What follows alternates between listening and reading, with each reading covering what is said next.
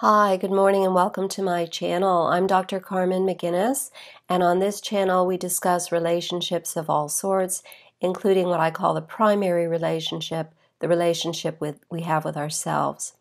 So for those of you who aren't familiar with my channel, I'm a board-certified behavior analyst and health psychologist. I also have a master's degree in nutrition education.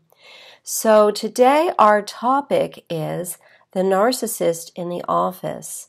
And as I said in my midweek sneak peek, if you haven't been exposed to one of these people, you're blessed. You're very, very, very fortunate, because most of us, certainly people of my age, my advanced years, who have been around for a while and been in office settings, in work settings of one sort or another, have encountered these sorts of people.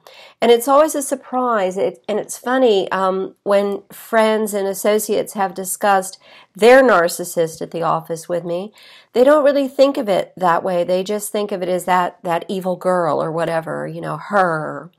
But actually, it's the same. There's something underlying that. It's not just a mean person. I mean, often it may well be, but frequently it is diagnosable. We're not here to do that today, but just be aware that it can be serious. So, and it can certainly be life-ruining, because our workplace is 6 to 10 hours long, depending on what you do for a living. I know I work all the time, pretty much. I have to deal with people throughout everything but my sleeping hours. And of course, our sleep is important to us too. And if we're dealing with one of these people, we may find that we're not sleeping well. So let's start with our content. So I want you to keep in mind as we go through this talk that there are many potential scenarios here where you could have a narcissist in your workplace.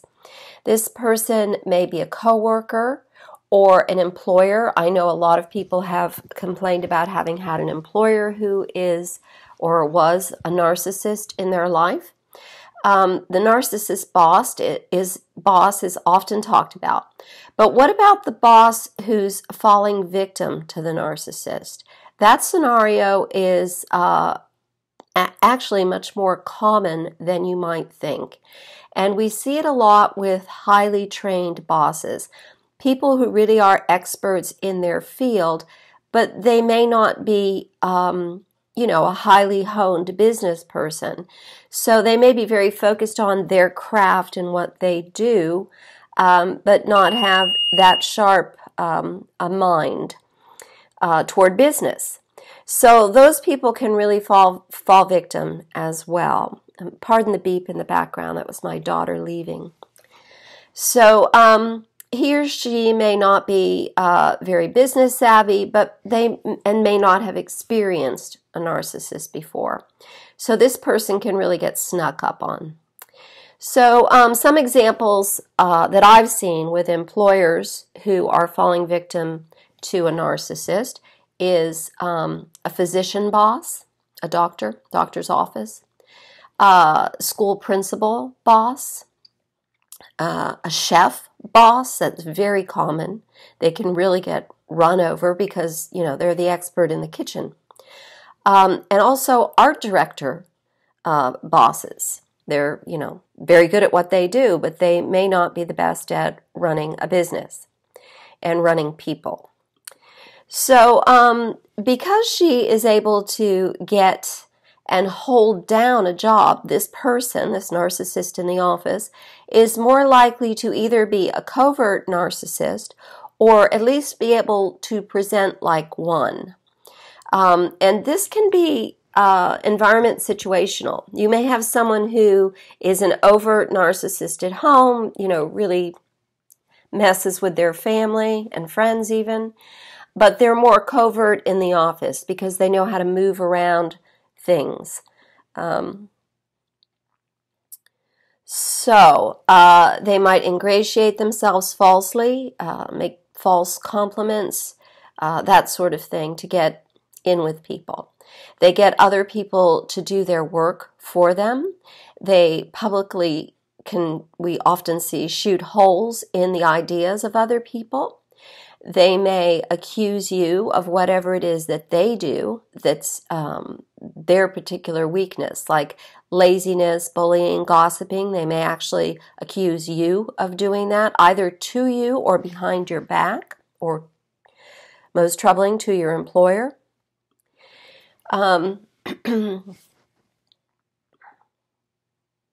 Sorry, I had a little bit of a double slide going on there. Okay.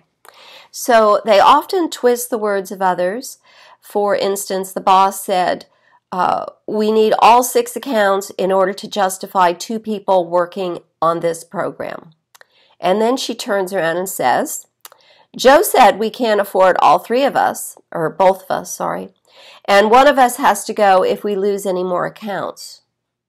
Or she might tell the other client, or tell the client, Joe will certainly roll over for your demands because he needs all 6 of his accounts in this program to cover the overhead. So they take a single thing that someone said and they twist it and work it to their advantage in any scenario. And that scenario may be as simple as making Joe, the boss, look bad. Or it may be something like getting rid of the coworker. If you quit, I'll have this whole thing to myself, and then I can work it any way I want to.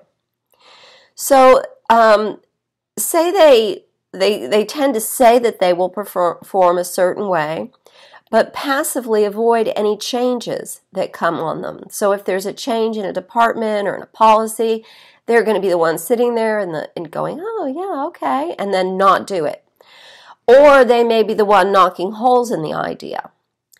They also tend to take other people's ideas. I think most of us have had this done to us, where we throw out an idea, it might even be blossoming in our minds over the coffee in the morning in the coffee room, and we're sort of talking out loud, and then the next thing you know, the narcissist in the office has that very idea. These people often have a know-it-all personality. They tend to make unilateral decisions, sometimes quite bold ones, in fact. And because they have this know-it-all personality, they think that they should have a right to make unilateral decisions. In the above scenario, they may claim that the boss actually is the one that said to do it. So if they're going off the grid and just deciding to do something another way, they might tell 2 or 3 or 4 other employees that Joe said to do it this way from now on, when in fact Joe said nothing of the sort. And of course, if people get in trouble for having gone rogue, the narcissist is going to be the one to throw you under the bus. They also disregard policies that they don't support. And because they're argumentative, they tend to not support a lot of policies. They don't like policies in general, unless they come up with them, because they're not team players. Insecurity drives them to quit before being fired. This is something to be aware of, especially if you're an employer. Often without notice, hoping that their sudden absence creates a vacuum that makes others miss them, makes them look more valuable. So employers beware. If you have that narcissist in the office and you're thinking, oh, we're just going to get through the end of this quarter or whatever, they may well sense something's going on and quit with no notice before. It might behoove you to start taking responsibilities away from them and maybe to isolate them a little bit more so that they're not having an influence on either the other workers or your clientele. If they're trapped in a job, if they feel trapped in a job and they can't find another one, they may present as the victim or long-suffering martyr. So when you see the narcissist in the office, again, this is kind of a warning for employers as well. And, they're just so tired and they're so put upon and their job is hard, blah, blah, blah, and they work so hard to make everything right for you. Just be aware. They're probably looking for another job. And again, they may quit with no notice. They may launch a passive or an aggressive smear campaign against one person in particular. It might be you, or you might see it being done to someone else.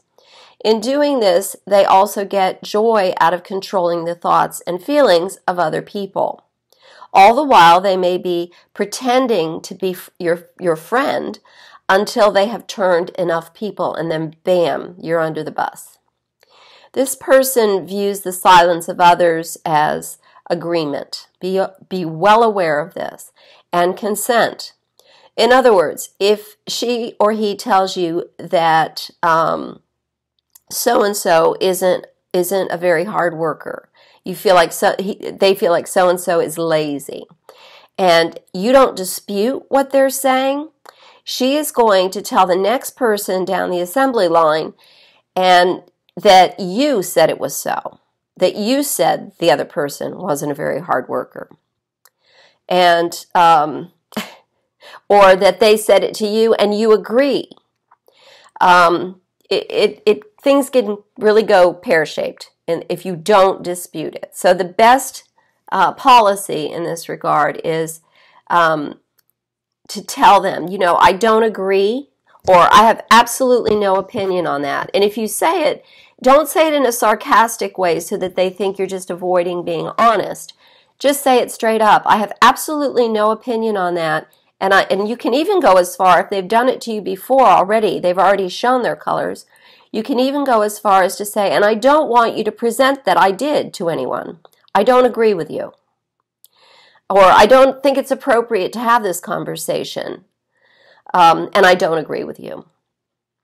So what's to be done about this person? How do you survive in this kind of an environment? Your workplace, as I said at the onset, is 6 to 10 hours.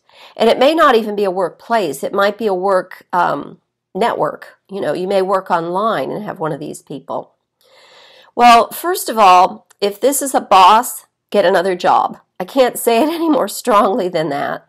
If the person at the top of the food chain, I'm talking really about like an owner boss or a long-term supervisor that you're not going to rattle out of their position, get the heck out of there.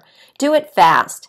Don't waste time in this situation. If possible, leave before you have to add that job to your resume. And the longer you're there, the more likely potential employers will call for a reference. Another thing to do before you go is to get references from coworkers and other supervisors if possible. Just tell them you're padding your resume and, you really want to get a letter from them. Could they please write you something? That way you've got something that covers that job if you do have to put it on your resume. Complaining about a boss really never ends well. I have to say that. Sure, if there's a sexual harassment situation or you're actually being physically bullied in some way, you need to notify someone, possibly the police. But short of all that, just get the heck out.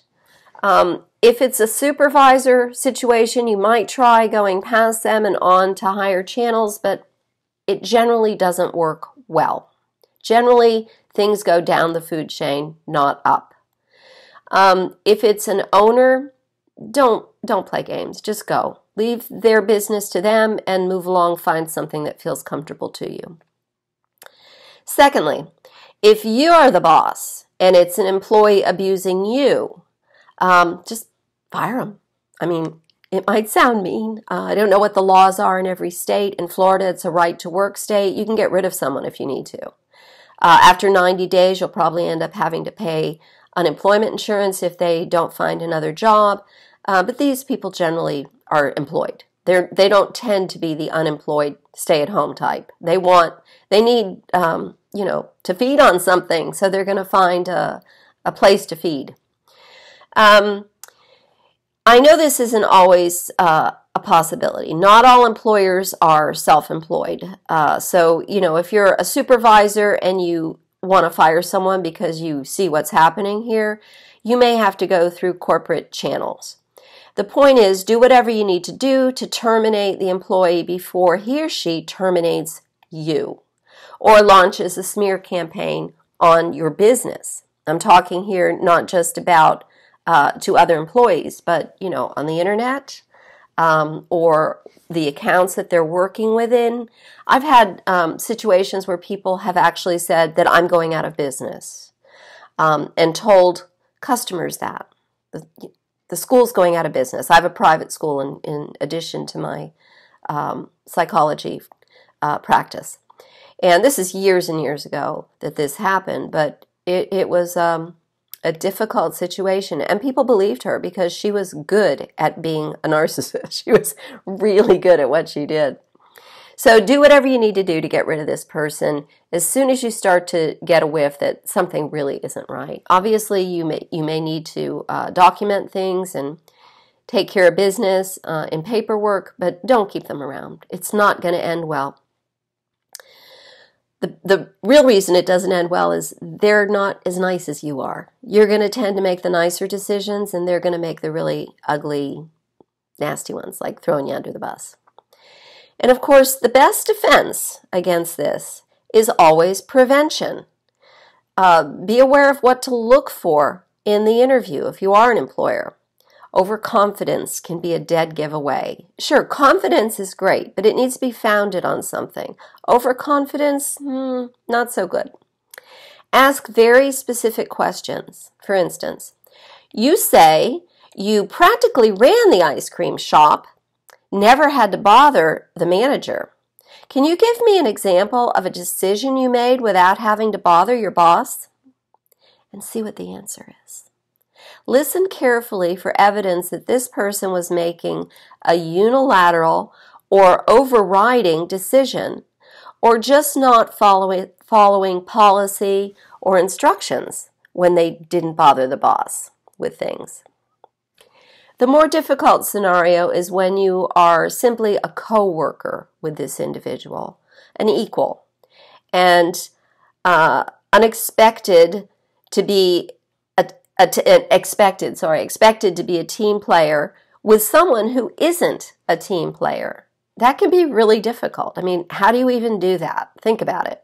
You end up doing all their work, really, is what happens, and they still cut you down. You certainly can have an honest discussion with an employer or supervisor or HR about this person, but be very, very careful if you decide to take that route. Take that route only if you are willing to stay or go. If you've made the decision that if they can't work this out, I'm going to go. Because this often backfires. With the narcissist gaslighting his or her way out of what you said about them and turning it all on you. They become the victim or start setting you up and making you look bad, or both. If you do complain, be thorough, be concise, thorough and concise, not wordy. Figure out what your bullet points are and have a few words for each one. Long, elaborate stories will put even the best employer or HR expert to sleep.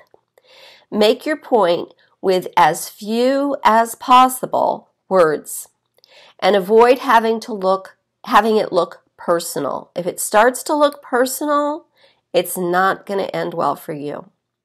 Try to keep it about the company as much as possible and the team to the extent possible. When it ends up being about you, make it about your performance and ability to do the team job. Also avoid diagnoses at all costs. Never ever walk into an employer's office and announce that there's a narcissist among us.